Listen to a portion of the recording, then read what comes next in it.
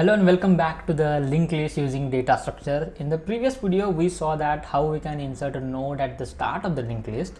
In this video, we will be discussing how we can insert a node at the end of the linked list. So basically what I did is I took one example. I wrote a linked list which contains basically a 4 node. Let's suppose for the simplicity purpose, what I will do is I am initially having the 3 nodes and this will be pointing to null, right? Because null simply indicates that this is the end of my linked list. So what I did is basically we have the linked list with the 3 nodes and I came to you and said that I want to insert one more node at the end of my linked list. Let's suppose the address is as 700 and the value which I am going to insert is nothing but as 9. But if you observe carefully that my linked list is going to end over here because this node contains a null, which simply indicates that this is the end of my linked list. But I say that no, I don't want to end my linked list over here, but rather I want to end my linked list over here. So which means this node should point to this node and it should contain the address as 700, right? So this is how the node looks like after inserting at the end of the linked list. So, but the point is how we can write the code to insert a node at the end of my linked list. We know that we always have the head pointer. What does the head pointer indicates? We have seen many a times the head simply says that this is the start of my linked list. Okay, this is the start of my linked list. But I came to you and said that hey, I want to insert a node at the end of my linked list. So there is huge difference, right? Head is pointing to the start of the linked list, but I'm saying that insert a node at the end of the linked list. So one thing is for sure that no matter what, somehow I need to be at this location, right? Somehow I need to be at this location, right? Now the question comes, how can I come at this location? One thing I am sure that I have the head, so I can come from this location to this. Since this node contains the address of the next node, so I came at 300, then I came at 500, I can stop. But during the second lecture, I gave you one warning. What? Don't change the position of the head. Don't change the position of the head. So what I can do is I can simply take a temporary pointer, let's suppose temp, and I'm initializing it as head. So my temp is also pointing to my first node of the linked list. Now what I will do is I will take temp to my next position. Okay, again I take my temp to the next position. So I stopped at my exactly the last node of my linked list. Now how can I came to know that this is the end of my linked list? If you observe carefully that the temp of next is null, right? Temp of next is null. Then I need to stop. This simply indicates that this is the end of my linked list. Because if you observe carefully that my temp is at first node, so temp of next is equal to 300, which means it contains the address of the next node. Okay, simply go to the next node. So I came over here. Now again I check temp of next, what is 500, which means still I have node next to it. So I simply transferred my temp at this location. Now observe carefully that temp of next is equals to null, which simply indicates that this is the end of my list. This is the end of my list. But the point is I don't know how many nodes my linked list has. So what comes in your mind in order to reach at the end of my linked list? For sure I need to use a loop. So what I can do is I can use a while loop. So what I will do is while my temp of next is equal to not equal to null, temp dot next is not equal to null, till then take my temp is equal to temp of next, right? Temp of next. So if you observe carefully that my temp was initially at this location which contains 100 address.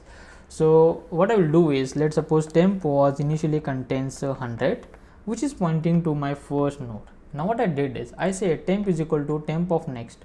So temp is pointing to my first node, a temp of next is equal to 300. So my temp will move at this position, right? Now my temp is containing, here it was 100, now it will contain at 300.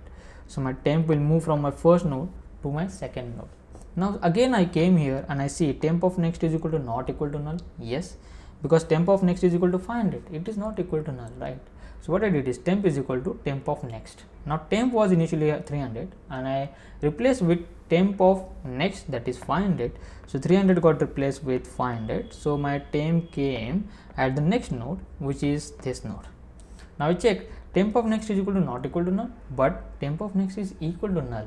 So my temp will come and stop over here, right? So this is how exactly the while loop works.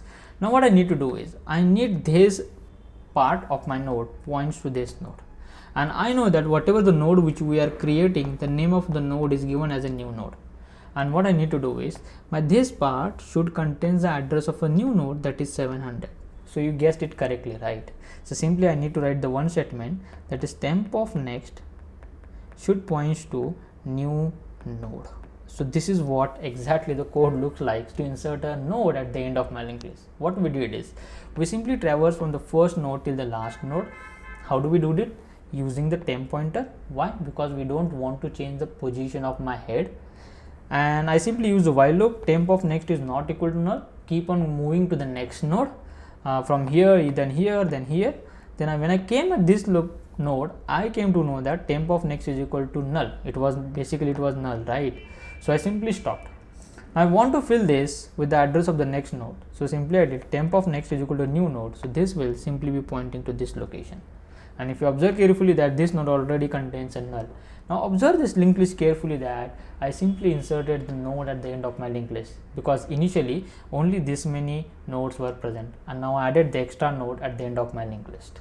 So I hope so that how we can write the code to insert a node at the end of my linked list. But again, there is one more twist, which we saw in the previous lecture. What if my linked list is empty? And let's suppose my linked list is empty, which means my head is pointing to the null, and I ask you to insert a node at the end.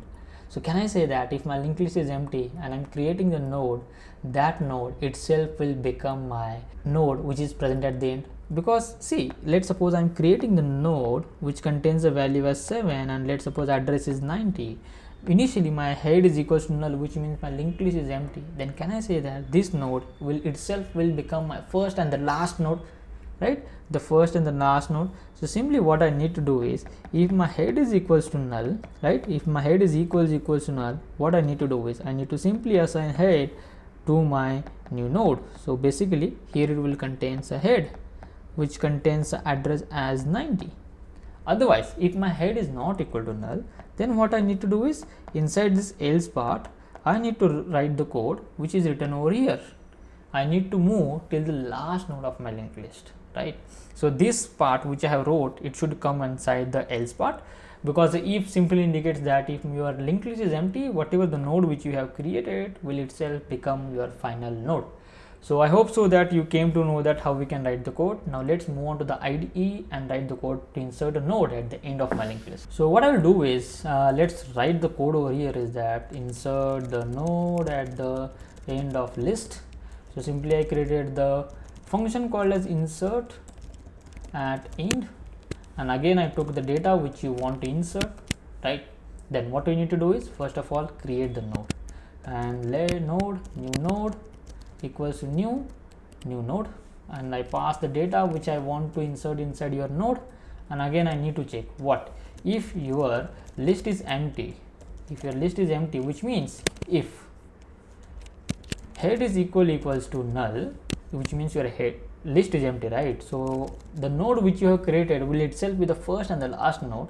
So simply I will assign new node, head is equal to new node. Otherwise what I need to do is, first of all, I need to take a temporary pointer which is of type node.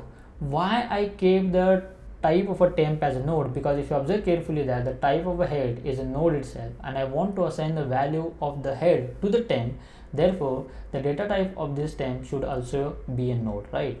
Now what I need to do is, I need to do temp.next is not equals to null, then keep on going, right? Temp is equal to temp.next. This is what I need to do. Once I come out of this loop, what I need to do is temp.next equals to new node, right? This is what we need to do. So this is a simple code which you wrote to insert a node at the end of the linked list. In the next video, we will be discussing how we can traverse the linked list, and what we will do is we will simply insert a node. Let's suppose I inserted the at start. Again, let's suppose I inserted one more insert at end, and I inserted the value as 100. So this is how we can insert an element at the end. In the next video, we will be discussing how we can traverse the list so that we can print the data present in your linked list.